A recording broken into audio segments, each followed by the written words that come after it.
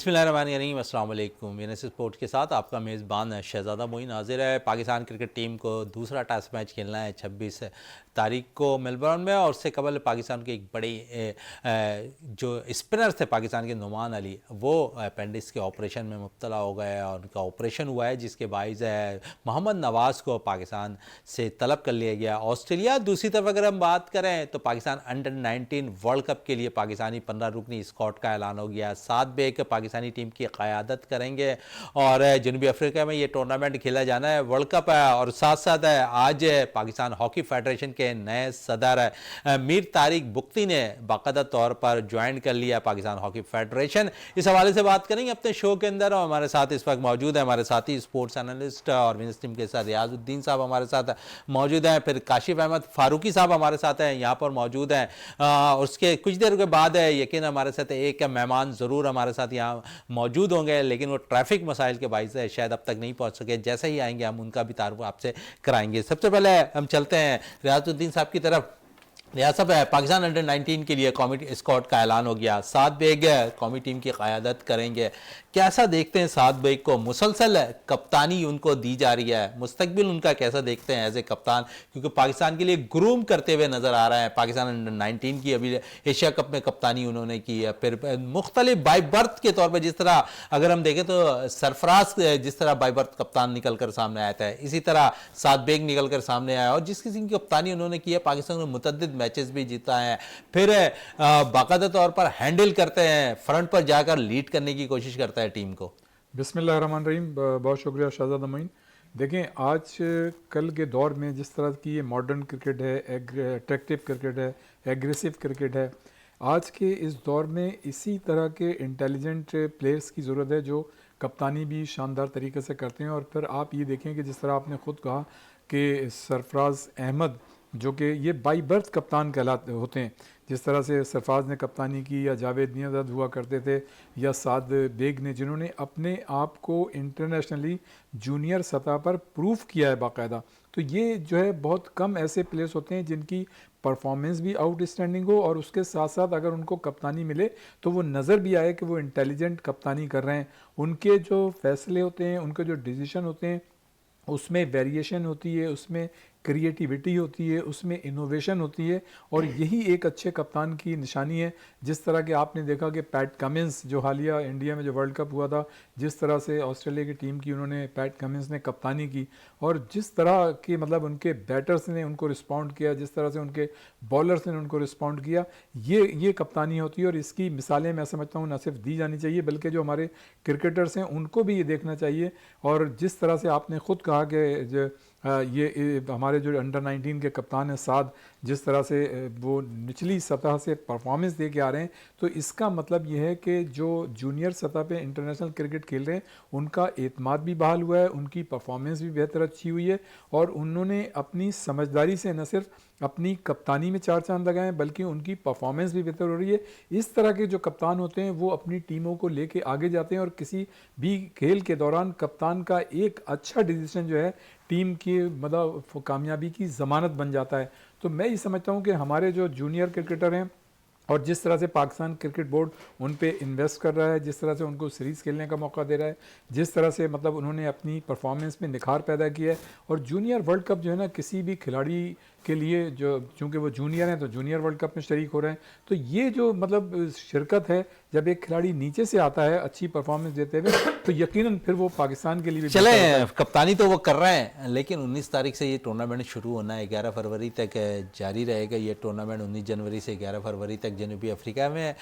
लेकिन एक बड़ी खेप आ गई अगर अब देखें तो विकेट कीपर्स की। 4 विकेट कीपर इस वक्त न्यूजीलैंड के टूर्स पे जाएंगे 17 रुकनी T20 स्क्वाड में अगर हम देख लें।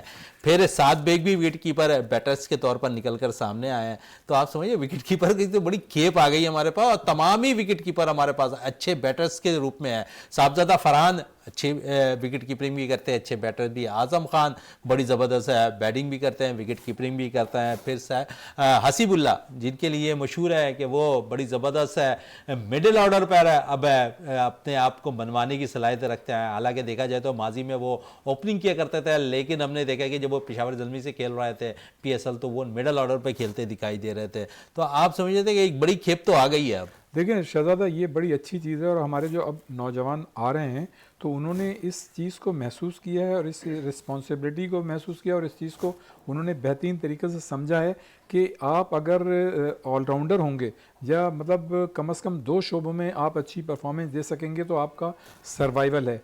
तो ये जो मॉडर्न क्रिकेट है यही कि अगर एक ऑलराउंडर है वो 3 शोबों में अच्छी परफॉर्मेंस दे रहा है तो इससे अच्छी तो फिर कोई बात ही नहीं हो सकती। तो मैं ये समझता हूँ कि आप ये देखें ना कि जो T20 की जो टीम गई है उसमें भी आपके विकेट कीपर की तादाद ज़्यादा है। तो ये स्पेशलिटी अगर एक खिलाड़ी अपने अंदर पैदा करता है कि वो अच्छा विकेट कीपर भी है और अच्छा बैटर भी है, तो इसका मतलब ये कि जब एक प्लेयर अपने अंदर 2 या 3 क्वालिटीज़ पैदा कर लेता है तो फिर उसको इग्नोर करना जो है वो मुश्किल होता है। बिल्कुल और इग्नोर आजकल की करना क्रिकेट भी आजकल यही है। की क्रिकेट में ज़रूरी है कि वो बैटिंग के साथ साथ अपनी विकेट कीपिंग सलाहियतों को भी उभार कर सामने रखे। जिस तरह मैं कह रहा था कि हमारे साथ और भी साथी हमारे स्टूडियो पे मौजूद होंगे और अब हमें स्टूडियो पे ज्वाइन कर लिया है आसिम खान अमरोही साहब जो क्रिकेट एक्सपर्ट हैं, वो भी अब हमें स्टूडियो पे ज्वाइन कर चुका है। चलें काशिफ साहब की तरफ चलते हैं। काशिफ साहब, जिस तरह मैंने अंडर 19 की बात की है, आप समझ रहे हैं कि साद बेग जिस तरह की कप्तानी कर रहे हैं, जिस तरह के उन्होंने एशिया कप में कप्तानी की है, और मैं बार बार यही जिक्र कर रहा बाई बर्थ कप्तान के हवाले से कि हमारे पास बाई बर्थ कप्तान है, शायद मेरी निगाह में सरफराज से हटकर कोई भी नहीं आया। तो आप समझिए इसी तरह साद बेग निकल कर आए। सात बेग की बात मैं आपको बताता चलूँ कि इनके जो वालिद साहब हैं वो भी विकेट कीपर बैटर थे, यानी लेफ्ट हैंड बैट्समैन थे और विकेट कीपिंग करते थे।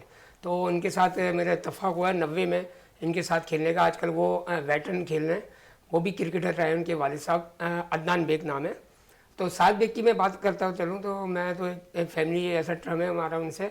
तो सात बेग को मैं शुरू से ये देख रहा हूँ कि बचपन से ही स्कूल में, कॉलेज में और मोहल्ले में क्रिकेट खेल खेल के स्कूल के भी कप्तान रहे हैं। उन्होंने अच्छी परफॉर्मेंस देकर कॉलेज के भी कप्तान रहे हैं और अंडर 19, अंडर 14 हुआ, अंडर 16 हुआ है या अंडर 19 है, तो माशाल्लाह बाय बर्थ आप कह सकते हैं इसको, क्योंकि इनमें एक तो ख़ानदान की तरफ से इनको विरसे में मिला है और दूसरा ये है कि ये गॉड गिफ्टेड जिसको कहा है, रियाज भाई ने बिल्कुल सही कहा है, बिल्कुल नेमल बदल है हमारे सरफराज अहमद की तरह। तो ये अल्लाह मियाँ किसी किसी को इस तरह की सलाहियतें देता है, जिसमें से एक सात बेग भी है। मेरी नेक ख्वाहिश है कि वो जो वर्ल्ड कप स्टार्ट हो रहा है अंडर 19 का, जिसकी ये क़यादत कर रहे हैं सात बेग, और ये मुझे उम्मीद है कि इंशाल्लाह ये परफॉर्मेंस भी करेंगे और पाकिस्तान को जीत में हमकिनार में अहम किरदार अदा करेंगे। आसिम साहब, बात हम कर रहे हैं अंडर 19 टीम की, क्योंकि वर्ल्ड कप के लिए आज कौमी टीम का ऐलान हुआ है। साद बेग क़यादत करे, क़यादत के साथ साथ मैं उनके बारे में भी साद बेग के हवाले से भी बात करूँगा आपके से, और उसके साथ साथ दीगर जो खिलाड़ी हैं इस टीम के लिए जो सिलेक्ट हुए हैं अंडर 15 रुकी जो स्क्वाड ऐलान हुआ है अंडर 19 टीम का, उसमें हम देखते हैं कि मोहम्मद जीशान जो फास्ट बॉलर 6.5 फीट उसकी हाइट है, ज़बरदस्त उसने एशिया कप में भी परफॉर्म किया। फिर आज़ान उवैस ओपनर बैटर से बड़ा ज़बरदस्त परफॉर्म करता रहा है। फिर उबैद शाह जो नसीम शाह के भाई हैं जो फास्ट बॉलर हैं, वो भी अच्छा परफॉर्म कर रहा है। शाहजेब एक नया ओपनर निकल कर सामने आया, अच्छी परफॉर्मेंस कर रहा है। आप समझिए यही हमारा ग्रास रूट लेवल है, यही तवज्जो देने की ज़रूरत है। पहले तो सात बेग के हवाले से कहें, फिर कौमी स्क्वाड के हवाले से कहें जो अंडर 19 की सिलेक्ट हुई है जनूबी अफ्रीका के लिए वर्ल्ड कप के लिए। देखें, सात बेग को पर्सनली तो मैं नहीं जानता, बट जहाँ तक उनकी परफॉर्मेंसेज है तो उसको जब हम परसू कर रहे होते हैं तो उस हवाले से हमें इतना ज़रूर पता है कि सात बेग एक अच्छा खुदादार सलाहियत जो है जिसके अंदर होती है, एक ऐसा प्लेयर है। उसके साथ साथ प्लेयर के साथ साथ एक वो कप्तान भी बहुत अच्छे हैं। और आपने बिल्कुल सही कहा कि आप लोगों ने कि अगर सरफराज के बाद कोई कप्तान नज़र आ रहा है आने वाले फ्यूचर के लिए, तो सात बेग वो मुमकिनात में से हैं कि वो बिल्कुल रिप्लेस कर सकते हैं सरफराज को। यानी कि इस लिहाज से कि सरफराज को कंसीडर किया जाता है कि पाकिस्तान का शायद टॉपेस्ट कप्तान है, वो बहुत शार्प कप्तान है, तो सात बेग के अंदर भी वही खुदादार सलाहियत मौजूद है। अब जहाँ तक दूसरी बात आपने की, जो प्लेयर्स जो सिलेक्ट किए गए हैं, ऑब्वियसली जब प्लेयर्स को ऐसे मौका मिलता है अंडर 19 का वर्ल्ड कप खेलने का, उनके लिए बड़ी खुशकिस्मती की बात है कि ग्रीन शर्ट्स उनके शानों पे लगी होगी, वो पाकिस्तान के लिए खेल रहे होंगे। तो उन पर भी बड़ी भारी जिम्मेदारी आयद होती है, और वो जिम्मेदारी ये आयद होती है कि अपना 100% देने की कोशिश करें, मैक्सिमम जो एफर्ट्स करते हैं। जब अच्छा परफॉर्म करते हैं तो आपके लिए, कौमी टीम के लिए दरवाजे, आपको पता है एक प्लेटफॉर्म है ये ना, PSL हो गई, अंडर 19 वर्ल्ड कप हो गया, इस टाइप के जब आप इन जगहों पर परफॉर्म कर रहे होते हैं तो आपके लिए कौमी टीम के दरवाजे ऑटोमेटिक खुलते हैं। तो हर बैटर्स, हर बॉलर्स, हर प्लेयर जो है अपनी 100% देने की कोशिश करेगा। और जहाँ तक ग्रास रूट लेवल की बात आपने बात की है, बिल्कुल ग्रास रूट लेवल इसको कह सकते हैं, लेकिन इससे भी छोटे एक क्लब क्रिकेट है जिसके ऊपर ज़रूरत इस समर की है कि जो क्लब क्रिकेट का पहले एक मयार हुआ करता था वो इस वक्त कम होता जा रहा है। डिपार्टमेंट क्रिकेट तो स्टार्ट हो गई ना आसिम साहब? देखें, डिपार्टमेंट क्रिकेट बिल्कुल स्टार्ट हो गई। डिपार्टमेंट क्रिकेट बहुत एंड में आती है। हमने चूंकि हम सिर्फ सोच रहे होते हैं उस करंट दौर को, उस वक्त को, हमें पॉलिसीज बनानी चाहिए जिस तरह दूसरे ममालिक बनाते हैं। स्पॉन्सर भी तो नहीं आ रहे ना आसिम साहब, क्या करें फिर? देखें, स्पॉन्सरशिप का तो बिल्कुल यहाँ पे फुकदान है, और मैं जितनी मल्टीनेशनल कंपनीज हैं या यहाँ पे पाकिस्तानी लोकल्स कंपनीज हैं उन सब से रिक्वेस्ट करूँगा कि आप पाकिस्तान में ले दे के क्रिकेट ही बची है। हॉकी हमारी डिस्ट्रॉय हो चुकी है, फुटबॉल हमारे पास है नहीं, स्क्वाश हमारे क्या हाल हुआ है आपको मालूम है। तो जब आपके पास क्रिकेट बची है तो इसको ज़रूर बैक करें, और जहाँ तक क्रिकेटर्स हैं उनको सपोर्ट करें। आप फाइनेंशियली जितनी सपोर्ट होगी क्रिकेटर्स की उतना ही टैलेंट आपके सामने आएगा। आप इंडिया की मिसाल ले लीजिए ना, वहाँ पे जब एक लड़का डोमेस्टिक क्रिकेट खेल रहा होता है, उनकी फर्स्ट क्लास क्रिकेट में आता है, तो उसको अर्निंग शुरू होती है उसको ये दर्द दुख खत्म हो जाता है कि मेरे घर पे क्या होगा। जब जिस लड़के को ये दुख दर्द खत्म हो जाए कि मेरे घर पे क्या होगा अगर मैं क्रिकेट खेल रहा तो 100% परफॉर्म दे रहा होता है। यही वजह है इंडिया के पास बैकअप बहुत स्ट्रॉन्ग है, हमारे पास नहीं होता है। बिल्कुल इसी पे आते हैं, क्योंकि डिपार्टमेंट क्रिकेट इस वक्त भी जारी है। अब दो सतह पर डिपार्टमेंट क्रिकेट हो रही है। एक पाकिस्तान क्रिकेट बोर्ड है करा रही है, दूसरी आरसीए की जानिब से डिपार्टमेंट क्रिकेट भी स्टार्ट हो गई है। आप समझिए कि यही ज़रूरत है, अगर रोज़गार बच्चों को मिलता रहा तो वो अच्छा परफॉर्म करेंगे। रियाज साहब देखें, बिल्कुल देखें, ये जो भी प्रोफेशनल प्लेयर होते हैं उनका तो ब्रेड एंड बटर जो है वो यही होता है कि जब तक आपकी कोई ये साउंड पोजीशन 5 साल का गैप रहा है ये बिल्कुल देखें, जॉब और कैरियर अगर नहीं होगा तो कोई भी प्लेयर जो है वो सर्वाइव नहीं कर सकता। आजकल के इस मॉडर्न दौर में जबकि आप इतनी क्रिकेट जो है प्रोफेशनल हो गई है, इतने ज़्यादा मैचेस हो गए हैं, तो यकीनन कोई भी जो घर वाले होते हैं, माँ बाप, वो कतई तौर पर अलाउ नहीं करेंगे। अगर उसकी कोई जॉब नहीं है तो वो कतई अलाउ नहीं करेंगे वो कंटिन्यू करे कोई भी ऐसा खेल। इसलिए कि देखें आजकल जिस मतलब महंगाई इतनी है, मामला इतने हाथों से निकल गए हैं माशी तौर पे, मैं कह रहा हूँ तमाम घरानों के, तो उसमें जो है बहुत ज़रूरी होता है। और आपने बिल्कुल सही पॉइंट आउट किया कि पिछले गुज़श्ता 3-4 साल 5 साल में जो है 2018 के बाद 2018 के बाद नहीं हो रही थी। और आप ये देखें, हमने खुद देखा है ऐसे मतलब प्लेयर्स को जो एक ज़माने में बड़े अच्छे, मतलब ये कि बाइकियाँ चलाते हुए, बिल्कुल मतलब ये कि जो बड़े खुशहाल हुआ करते थे, फिर हमने उन्हीं लोगों को ये भी देखा कि वो बेचारे जो है सुजुकी चला रहे हैं, कोई मतलब रिक्शा चला रहा है। तो ये जो इस तरह की जो कैफियत है किसी भी मतलब मुल्क के नौजवानों के लिए, मैं समझता हूँ कि ये कतई तौर पर बेहतर नहीं है। और ये एक सपोर्ट होती है बहुत बड़ी, न सिर्फ देखें खुद उस खिलाड़ी के लिए बल्कि माँ बाप के लिए भी। और जब आपकी जॉब लगी होगी तो आप ज़्यादा टाइम जो है आप जो है खेल में दे सकते हैं, आपकी एक्सपर्टीज़ जो है उसमें इजाफा कर सकते हैं, आपका जो कंफर्ट लेवल है, आपका जो कॉन्फिडेंस लेवल है वो ज़्यादा हाई होता है। जो आपकी क्रिकेट या जो भी आप जिस खेल में भी आप हैं वो और ज़्यादा मतलब उसमें निखार आता है। तो मैं ये समझता हूँ कि जॉब बहुत ज़रूरी है। और अब जो डिपार्टमेंटल क्रिकेट हो रही है तो ये यकीनन मतलब जो आपने कहा कि ये रीजनल सतह पर हो रही है, आरसीए ने भी शुरू कर दिया, शुरू हो रही है रीजनल सतह पर, और उसके साथ साथ अपने डोमेस्टिक सतह पर। तो मैं समझता हूँ कि ये वक्त की ज़रूरत है। अगर आप तो सराउंडिंग में अपने जायज़ा लें, जो हमारे रीजन की जो कंट्रीज़ हैं, इंडिया ले लें, इवन मतलब ये कि बांग्लादेश ले लें या श्रीलंका ले लें, वहाँ पे खिलाड़ी जो हैं वो माशी हालत उनकी हमसे ज़्यादा बहुत अच्छी है। बांग्लादेश में तो देखें अब तो उनकी पर कैपिटा इनकम भी ज़्यादा है, उनके माशी मामला निस्बतन हमसे अंडर 19 एशिया कप जीत चुकी है। अंडर 19 अब वो देखें ना, उन्होंने अंडर 19 एशिया कप जीता है। इसका मतलब ये है कि वो ग्रास रूट लेवल पे इतना पैसा खर्च कर रहे हैं, इतने मतलब नौजवानों को जो इनकी परफॉर्मेंस है उनको एंगेज कर रहे हैं, यकीनन उनको एकोमोडेट फैसिलिटेट कर रहे हैं, उनको मराद दे रहे होंगे, तभी तो उनके प्लेयर्स जो है इस सतह पर आए हैं। काशिफ साहब डिपार्टमेंट क्रिकेट से हवाले से कुछ कहना चाह रहे थे? सर मैं आपको बताऊं, जब हम लोग खेलते थे 80s और 90s में, तो उस वक्त हीनो पार्क ट्रॉफी होती थी, ये रीजनल लेवल पे। आजकल जो रीजनल क्रिकेट एसोसिएशन, उस वक्त ज़माने में KCCA होती थी, कराची क्रिकेट एसोसिएशन। तो वो 18-12 साल तक ये टूर्नामेंट चलता रहा है हीनो पार्क के नाम से, जिसमें इंटरफर्म होते थे और छोटे छोटे लोगों को जॉब, जैसे रियाज भाई ने कहा, तो उसमें बहुत से डिपार्टमेंट ने अपने अपने खिलाड़ी रखे थे, 16-16, 20-20 खिलाड़ी। तो उनको बाकायदा महीने की तनख्वाह पे रखा जाता था और डिपार्टमेंट टूर्नामेंट होते थे। ये बहुत अच्छे खुशाइन है। जहाँ तक आपने बताया कि 14-16 साल के बाद ये फर्स्ट क्लास स्टार्ट हुए, मगर आप ये भी तो देखें इसमें फर्स्ट क्लास जो अभी मैचेस हो रहे हैं इसमें टीमें कम है। पहले जो फर्स्ट क्लास होती थी उसमें पैटर्न ट्रॉफी और काजन ट्रॉफी, पैटर्न ट्रॉफी में डिपार्टमेंट खेलते थे, काजन ट्रॉफी में रीजनल खेलते थे। तो पैटर्न ट्रॉफी में आपको याद होगा कि पैटर्न ट्रॉफी में सारे वो डिपार्टमेंट होते थे, जैसे पीआईए हो गया, नेशनल बैंक हो गया, हबीब बैंक हो गया, ये बड़े डिपार्टमेंट होते थे। और ये छोटे जो डिपार्टमेंट थे वो क्वालिफाई राउंड खेलते थे, उसमें वो ग्रेड 1 नहीं कहलाता था, फर्स्ट क्लास नहीं कहलाता, वो 3 रोजा होता था। इसका जो विनर होता था 2, वो अगले साल ग्रेड 1 में परफॉर्म करती थी, और जो ग्रेड 1 की जो टीम होती थी वो दोबारा जो आखिरी की 2 टीमें तो ग्रेड 2 के लिए क्वालिफाई अच्छा, करती थी। पाको थी सर। हाँ, मैं यही कहने वाला, सॉरी टू कट यू, कि उस वक्त जो क्रिकेट होती थी वाकई आसिम भाई, उसमें ये होता था कि जो पैटर्न्स ट्रॉफी या मतलब जो ग्रेड 1 क्रिकेट होती थी, तो जो इस साल टॉप की मतलब जो टॉप टीम है ग्रेड 2 की, वो ग्रेड 1 में चली जाती थी, और ग्रेड 1 की जो लोएस्ट 2 टीम होती थी वो जो है ग्रेड 2 में चली जाती थी। तो ये इतना अच्छा मतलब सिस्टम है, इसमें खिलाड़ियों को भी और टीमों को भी अपनी परफॉर्मेंस, इस दफा तो ग्रेड 2 नहीं हो रहा ना, इसमें डायरेक्ट इन्होंने पीसीबी ने उनको, जी देखिए पीआईए की टीम भी खुलनी चाहिए दोबारा। नेशनल बैंक की टीम बहुत अच्छी हुआ करती थी, जिसमें नदीम खान भी खेलते थे, मोइन खान भी खेलते थे। फिर इसी तरह आपका हबीब बैंक में बड़े बड़े नाम थे, आपके सबसे बड़ा तो शायद आफरीदी था, आपका उमर गुल थे। ये लोग, ये डिपार्टमेंट दोबारा खोलने चाहिए, क्योंकि ये डिपार्टमेंट एक नाम और उनके आइकॉन हुआ करते थे। मगर अभी जो डिपार्टमेंट खेल रहे हैं, आपने देखा सुई गैस खेल ली है, दूसरी टीम वहां से आई है, ये इस तरह के डिपार्टमेंट तो हैं, मगर बड़े बड़े खिलाड़ी खेल रहे हैं, मगर इस तरह के डिपार्टमेंट खुलना चाहिए ताकि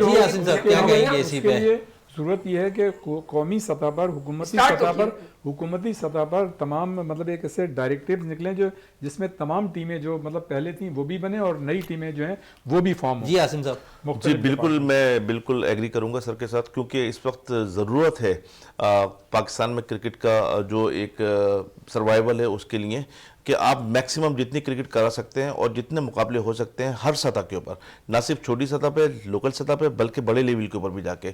आपने जिस तरह कहा कि आपके डिपार्टमेंटल क्रिकेट शुरू हो गई है, लेकिन डिपार्टमेंटल क्रिकेट तो शुरू हो गई, लेकिन अनफॉर्चुनेटली जो उसका एक स्टैंडर्ड था वो नहीं आया, जिस तरह भी डिस्क्राइब किया सर ने। वो बैंक्स जो है अभी उस तरह से नहीं आए रिदम के अंदर, उनको आना चाहिए, चूँकि ये प्लेयर्स जो होते हैं ना, इनका रोजी रोटी समझ लिया, प्रोफेशन का यही है ना, जब उनको नहीं मिलता, पैसा नहीं मिल रहा होता है, तो उनके घर पर भी मसाइल होते हैं। जब मसाइल होते हैं तो फिर वो उस मसाइल की तरफ जा रहे होते हैं। जिस तरह भी आप बयान कर रहे थे कि 2018 के अंदर जब ये जो आपके डिपार्टमेंटल क्रिकेट के ऊपर बैन लगाया गया, पाबंदी लगाई गई, तो सैकड़ों लड़का और हजारों लड़के ने क्रिकेट खेलना छोड़ दी सर। उस वक्त का जो आपका टैलेंट था वो वेस्ट हो गया इसी चक्कर के अंदर, कि एक गलत फैसले की वजह से। इसको मैं गलत फैसला करूंगा, तारीख का बड़ा गलत फैसला कहता हूं। क्रिकेट ही नहीं, पूरा स्पोर्ट डिपार्टमेंट ही बंद, स्पोर्ट्स डिपार्टमेंट 2200 लड़का क्रिकेट, फुटबॉल, हॉकी, 2200 लड़का बेरोजगार हो गया, और कोई बाइकें चला रहा था और कोई कुछ कर रहा था। तो अब खुदा के वास्ते एक मौका आया है, तो लोगों को जो ये डिपार्टमेंटल जो टीम्स हैं उनको चाहिए कि बिल्कुल फॉरवर्ड आए, कम फॉरवर्ड आए, और आने के बाद जिस तरह का वो स्टैंडर्ड दिया करते थे, जिस तरह की मराद दिया करती है, उससे बढ़ चढ़कर, क्योंकि आप आज का दौर से मुख्तलिफ हो चुका है, तो देंगे तो क्रिकेट इस पे मैंने देखा, इस पे बाज़ दफ़ा क्योंकि डिपार्टमेंट क्रिकेट की बात हो रही है, तो पिछले दिनों मैंने देखा कि जिस तरह काशिफ भी कह रहे हैं कि दीगर खेलों के भी डिपार्टमेंट बंद हो गए थे। पिछले दिनों मैंने प्रेस क्लब पे एक मुजाहरा देख रहा था, फुटबॉलर्स वहाँ पर मुजाहरा कर रहे थे, उनके ऑर्गेनाइज़र वहाँ पर मुजाहरा कर रहे थे कि डिपार्टमेंट फुटबॉल को भी बहाल किया जाए। आप समझिए कि वहाँ भी बहुत ज़रूरत है इस अमर की, कि यहाँ पर हमें डिपार्टमेंट जहाँ पर क्रिकेट को बहाल की जा रही है, वहाँ दीगर खेलों को भी बहाल किया जाए। स्पोर्ट डिपार्टमेंट ही बंद कर दिया है, तो उसमें सारे गेम आते हैं ना सर।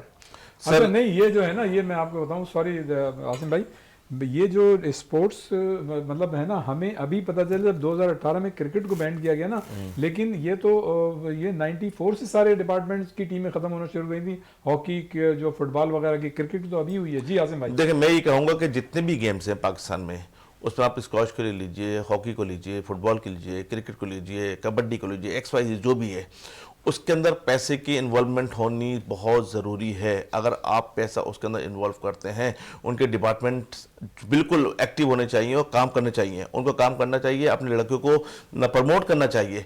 और ये इसका एक ही तरीक़ाकार है ना, कि आप ये इसके लिए तमाम जितने भी बड़ी बड़ी ऑर्गेनाइजेशंस हैं, बैंक्स हैं, मल्टीनेशनल कंपनी है, उनको आगे आना पड़ेगा। इसी में एक मिसाल दे दूं अभी, क्योंकि आपने स्कॉश का जिक्र भी किया, USA में अभी हमने देखा कि ज़ाइफा इब्राहिम ने बड़ी ज़बरदस्त परफॉर्मेंस दी है, वहाँ पर सेकंड पोजीशन हासिल की अमेरिकन स्कॉश के प्लेयर से। वो ज़रूर हार गए, लेकिन उन्होंने टाइटल के लिए बड़ा ज़बरदस्त दिफा करते हुए दिखाई दिया और टाइटल हासिल करने की कोशिश की। उन्होंने बड़े सीजरेट खिलाड़ियों को नंबर 6, नंबर 4, नंबर 2 सीजरेट खिलाड़ी को उन्होंने शिकस्त दिया है। लेकिन जब मैंने उसके हवाले से मालूमात हासिल की, तो वो बाकायदा तौर पर वहाँ पर पाकिस्तान स्कॉश को फ़रोग देने वाले एक बाकायदा प्लेयर्स मौजूद हैं जो पाकिस्तानी प्लेयर्स को वहाँ यकजा करता है यूएसए में, वहाँ उसको बाकायदा तौर पर सपोर्ट भी करता है, फिर उनमें से वो अच्छा टैलेंट निकाल कर जो है मुकाबले के लिए शामिल करता है पाकिस्तान की जानिब से। और उस लड़के हुज़ैफा इब्राहिम ने अच्छा परफॉर्म किया। क्या कहेंगे उस हवाले से कि सपोर्ट की भी बहुत ज़्यादा ज़रूरत है? बिल्कुल सपोर्ट की ज़रूरत है, और ऐसे भाई के लिए तो हेड्स ऑफ करता हूँ मैं यहाँ से बैठ के, कि जो अपने इंडिविजुअल लेवल के ऊपर अपने पाकिस्तान का नाम रोशन करने के लिए उन प्लेयर्स के ऊपर हाथ रख रहा है जिनके ऊपर गवर्नमेंट ऑफ पाकिस्तान नहीं रख रही या कोई स्पोर्ट्स डिपार्टमेंट नहीं रख रहा है। देखें यहाँ पे स्क्वाश में पाकिस्तान ने हुक्मरानी की है सर, ठीक है। अगर हुज़ैफा आज इतने अरसे के बाद पाकिस्तान के लिए परफॉर्म करते हुए आपको दिखाई दिए, तो इसका मतलब ये है कि उनसे पहले भी बहुत सारे ऐसे प्लेयर्स होंगे जो ज़ाया हो चुके हैं, जो टैलेंट वेस्ट हो चुका है। टैलेंट हमने वेस्ट नहीं होने देना, किसी भी तरह हमने उसको रोकना है, उसको रिटेन करना है। पाकिस्तान आर्मी की तरफ से खेलते रहे, और उसको रोकने के लिए यही तरीक़ेकार है कि जितने भी डिपार्टमेंटल हैं, चाहे उसमें आर्मी हो, नेवी हो, XYZ जो भी डिपार्टमेंट है, वो अपने जो टैलेंट हंट प्रोग्राम कर रहे हैं। पाकिस्तान में बेपनाह टैलेंट है, हर खेल का टैलेंट मौजूद है। अल्लाह ताला ने बड़ी सलाहियतों से नवाजा यहाँ के लोगों को, लेकिन सिर्फ उसी बात की एक ज़रूरत है कि उसके ऊपर फोकस करने की ज़रूरत है। रियाजुद्दीन साहब, बात कर लें थोड़ी सी कौमी खेल हॉकी के हवाले से। पाकिस्तान हॉकी फेडरेशन के नए सदर है मीर तारिक बुख्ती साहब ने आज बाकायदा तौर पर चार्ज संभाल लिया पाकिस्तान हॉकी फेडरेशन का। क्या कहेंगे, कितनी हॉकी बेहतर जाएगी अब? देखें जी, सबसे पहले तो मेरी नेक तमन्नाएं, मेरी नेक दुआएं जो हैं वो बुख्ती साहब के लिए हैं, जो इस वक्त पाकिस्तान हॉकी फेडरेशन के सदर बने हैं। और हॉकी हमारा कौमी खेल है, लेकिन बदकिस्मती से जिस तरह का उसके साथ सलूक किया गया है, या ख़ुद हमारे हॉकी के मतलब प्लेयर्स ने, ज़्यादातर प्लेयर्स ने किया, सब ने नहीं, वो मैं समझता हूँ काबिल तवज्जो है, और उस पर जो है हमें बिल्कुल देखना चाहिए कि हम ये क्या कर रहे हैं।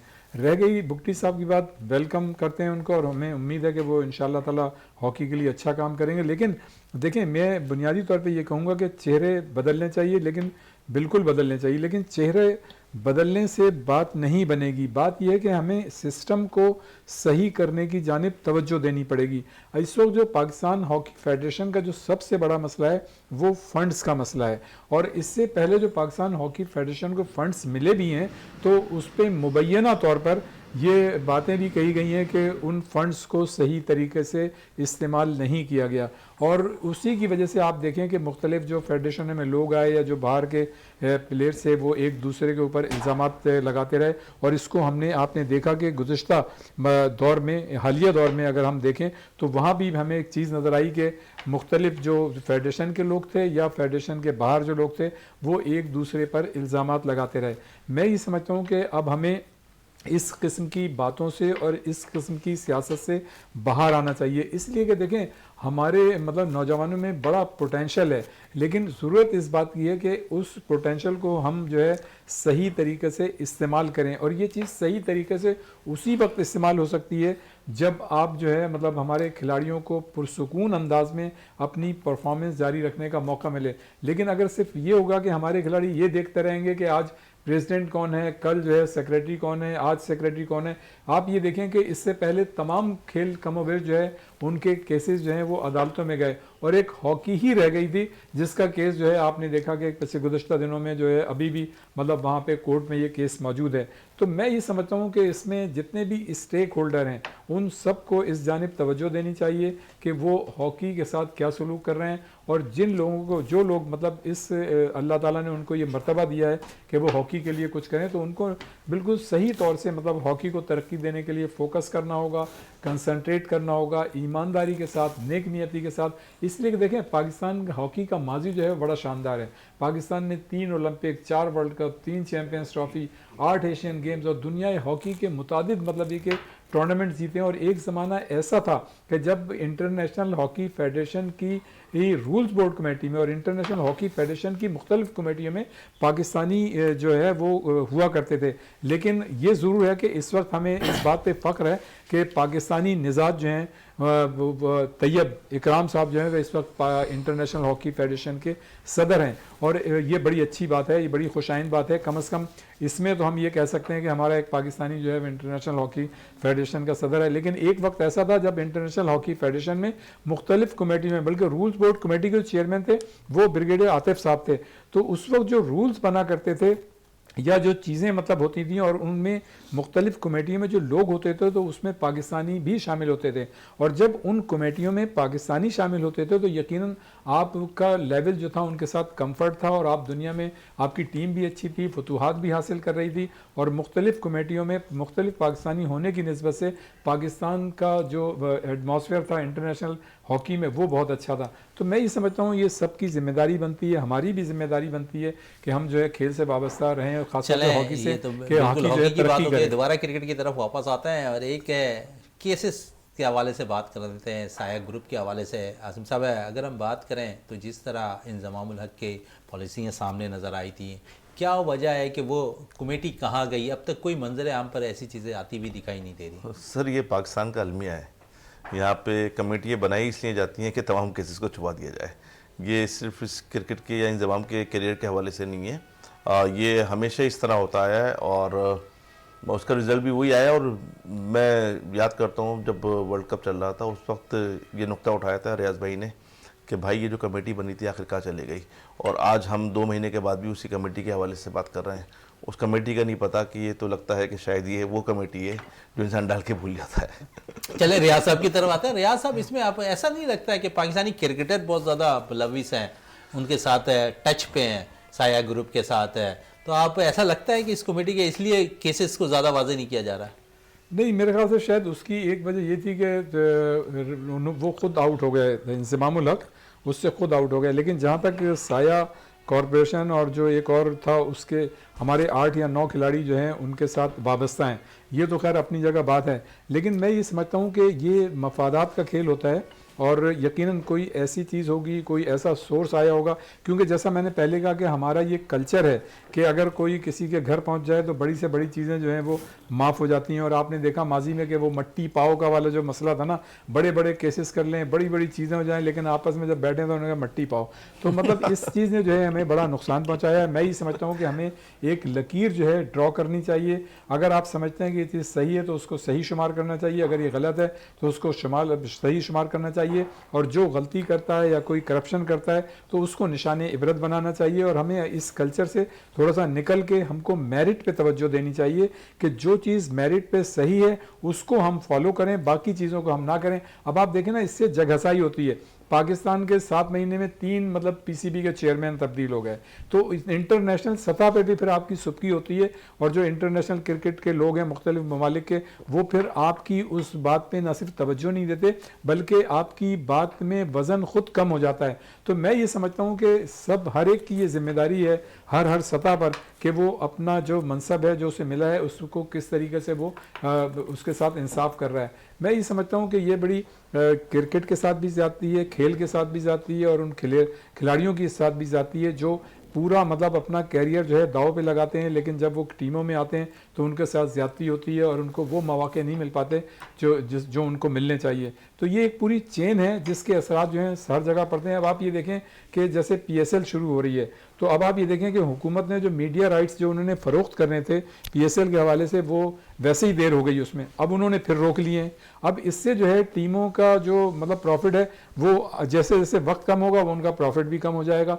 तो ये चीज़ें हमें पहले से मैनेज करनी चाहिए। अब वो कह रहे हैं कि जी इसकी मंजूरी जो है वो पैटर्न से लेनी चाहिए। नो डाउट पैटर्न जो है वज़ीर आज़म है उनसे बिल्कुल लेनी चाहिए, इसलिए कि अब मौजूदा जो क्रिकेट बोर्ड है, चेयरमैन है उसके मैनेजमेंट कमेटी के, उनको डे बाई डे अफेयर्स मतलब लेने हैं। लेकिन अगर मतलब ये कि अब राइट्स के लिए या PSL होने वाली है, अगर उसका भी मतलब डिसीजन प्राइम मिनिस्टर हाउस जाए या पैटर्न से लें तो जाहिर है उनके प्रोटोकॉल होते हैं, वो दूसरी चीज़ों में मसरूफ होते हैं, तो उसमें टाइम लगेगा। जब उसमें टाइम लगेगा तो ये चीज़ें जो है आपकी चले उसमें तो टाइम लगेगा, लेकिन हमारे पास भी टाइम कम है। टेस्ट मैच शुरू होने वाला है 26 तारीख से, और अगर हम देखें तो इससे टेस्ट मैच के लिए आज है मोहम्मद नवाज़, क्योंकि अपेंडिक्स के ऑपरेशन में मुब्तला है हमारे नुमान अली, तो मोहम्मद नवाज़ टीम के साथ पाकिस्तान से जाएंगे। आप समझ रहे मोहम्मद नवाज़ का इंतखाब सही किया गया? देखें, मैं तो ये समझता हूँ कि मोहम्मद नवाज़ ठीक है, उन्होंने कभी परफॉर्मेंस अच्छी होगी, लेकिन उनकी performance he on end of मतलब एवरेज परफॉर्मेंस है। रह गई बात है कि आपने नवाज को खेलता देखते चले आ रहे हैं, उसकी कोई ऐसी एक्स्ट्रा ऑर्डनरी मतलब परफॉर्मेंस नहीं है कि जब वहाँ जाके कोई बहुत बड़ा खुदा करेगा वो तीर मारे लेकिन नहीं मार पाएगा। तो उससे बेहतर ये है कि देखें, आप, हमारी दुआ है, ख्वाहिश है कि आप वहाँ टेस्ट सीरीज जीतें, अच्छी परफॉर्मेंस पेश करें, लेकिन वहाँ की जो कंडीशंस हैं आप देख रहे हैं कि नहीं परफॉर्मेंस पेश कर पा रहे हैं, आप जो है 89 रन पे आउट होकर आ जाते हैं। कहने का मकसद ये है कि फिर आपको जो आपका बैकअप है, जिसको आप समझते हैं कि वो इमर्जिंग प्लेयर है, अभी यंगस्टर है और उसने अच्छी परफॉर्मेंस दी है, तो आप उसको ट्राई करें ताकि उसका एतमाद बहाल हो और वो बेहतर मतलब परफॉर्मेंस की तरफ जाए, अगर वो वहाँ पे उन कंडीशंस में निस्बतन बेहतर परफॉर्मेंस का मुजाहरा करता है। तो मैं ये समझता हूँ कि नवाज से ज़्यादा बेहतर ही होता है। देखिए नवाज तो ऑलरेडी जो T20 सीरीज़ है न्यूजीलैंड की उसमें वो जा ही रहे हैं, अगर आप यहाँ पे किसी नए खिलाड़ी को मौका दे देते तो मैं ये समझता हूँ कि वो निस्बतन बेहतर होता। बिल्कुल, काशिफ साहब की तरफ आते। काशिफ साहब क्या कहेंगे नवाज के सिलेक्शन पर? मुझे तो ऐसा लगता है कि नवाज के साथ तो उनकी बीवी जो है ना उनके साथ है, और उनका बस अगर देखा जाए तो अभी जो पाकिस्तान कप में आपके दानिश अजीज़ ने बड़ी अच्छी परफॉर्मेंस दी और बैटर भी बहुत अच्छे हैं और लेफ्ट आर्म लेग स्पिनर है वो भी, तो उनको भी चांस देना चाहिए। या नए जैसे रियाज भाई ने बोला है और भी जिन्होंने कायदन ट्रॉफी में परफॉर्मेंस दी है उनको भी चांस देना चाहिए। एक दो को देखिए यही होता रहा है पिछले दौर में कि सीनियर के साथ हमेशा एक दो खिलाड़ी जूनियर के साथ लगाया जाता था, उनको टूर पे साथ लिया जाता था, उनको ड्रेसिंग रूम शेयर किया जाता था ताकि वो आगे जाकर उस पर आए। अब जैसे कि सर ने बोला कि अंडर 19 में जो अभी परफॉर्म कर रहे हैं सात बेग, अल्लाह करे परफॉर्म, मगर हमारा अलमिया ये रहा है कि अंडर 19 के बाद पाकिस्तान नेशनल टीम में आने के लिए 4-5 साल का गैप हो जाता था क्यों पीसीबी के पास कुछ वो नहीं थे प्रोग्राम। तो पिछले दौर में आज से 25-30 साल पहले पाकिस्तान बी टीम बनती थी, अंडर 23 बनती थी, अंडर 25 बनती थी, ताकि उनके टूर्स होते थे, उधर से भी आपके पाकिस्तान के लिए टीम खिलाड़ी अवेलेबल होते थे।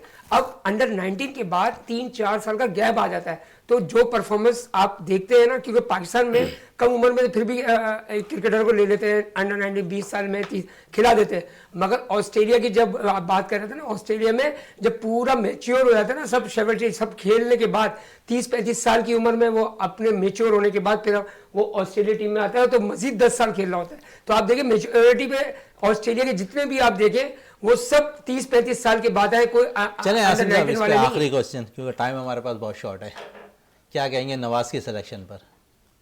सर नवाज के सिलेक्शन पे मैं इतना कहूँगा कि नवाज को अल्लाह ताला ने एक और मौका दिया है नवाज कि भाई आप किसी भी तरह की टीम में आ रहे हैं, लेकिन आपको तो चाहिए कि आप अपना 100% दें और आप प्रूव करें कि लोग ये ना कहें कि इमाद को होना चाहिए था, लोग ये ना कहें कि अब्रार होने चाहिए थे, लोग ये ना कहें कि दानिश अजीज़ होने चाहिए थे।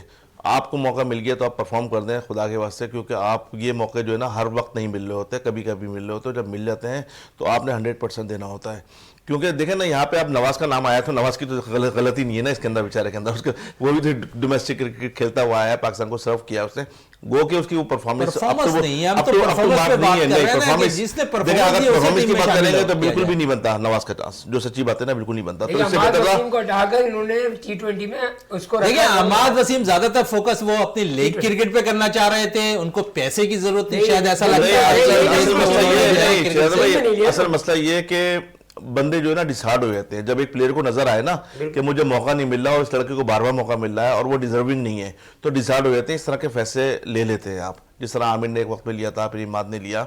और रही सही कि सर हमारी जो पीसीबी के लोग हैं जो ऑल इन ऑल हैं वो पूरी कर देते हैं कि वो कोशिश भी नहीं करते हैं कि अच्छा एक टैलेंट ज़ाहिर होता है बोलते हैं चलो थैंक यू वेरी मच, आपने खुद ही फैसला कर लिया, हमारी भी मर्जी थी। ऐसा नहीं होना चाहिए, बिल्कुल ऐसा नहीं होना चाहिए। जी काशिफ साहब, अहमद का जिक्र कर रहे थे, अहमद आलम पर यही लगा था अहमद वसीम के हवाले से एज ए ऑलराउंडर इनको खिला रहे थे और इन्होंने परफॉर्मेंस भी दी थी शुरू में मोहम्मद नवाज ने, तो इनको T20 में रखा था अहमद वसीम की जगह पे, जो मुझे नजर आ रहा है, अब वो उनको ज्यादा बेहतर जानते हैं, मगर जो हमें नजर आ रहा है इस पे फिर उन्होंने वनडे पे भी रखा, फिर इसके बाद इनको टेस्ट पे भी चांस दे दिया। आप देखिए बहुत सही जगह पे बहुत सारी टीम ने वनडे की अलग टीम बनाई हुई है, स्क्वाड बनाया, T20 की अलग बनाया और टेस्ट स्क्वाड अलग कर दिया ना। आप देखिए T20 के स्क्वाड पाकिस्तान का किस तरह बना है, 6 ओपनर्स बने हुए हैं, 4 विकेट कीपर टीम के साथ जा रहे हैं। देखिए 17 कहने का मकसद 17 रुकनी स्क्वाड में। आपके ऑफिशियल ज्यादा ये तो हम पहले भी बहस कर चुके हैं, मगर इस पे बोलना बेकार है कि मैं आपको पहले ही बता चुका हूँ, हमारे पहले दौर में 30-35 साल पहले सिर्फ एक मैनेजर कोच जाता था। अब तो माशाल्लाह हर केस का भरमार है। कोच है, भरमार है। जितने खिलाड़ी नहीं आ रहे उससे ज्यादा ऑफिशियल जा रहे हैं। तो इसकी जगह आप जूनियर को लेके चले जाए ना 2-4 को, ताकि उनको शेयर कराएं, ड्रेसिंग रूम शेयर कराएंगे, उनको अवेयरनेस होगी उस जगह की, उस पिच की, उस लोगों के साथ जब बैठेंगे तो अपने सीनियर से कुछ सीखने को मिलेगा। बिल्कुल, रियाज साहब क्या कहेंगे?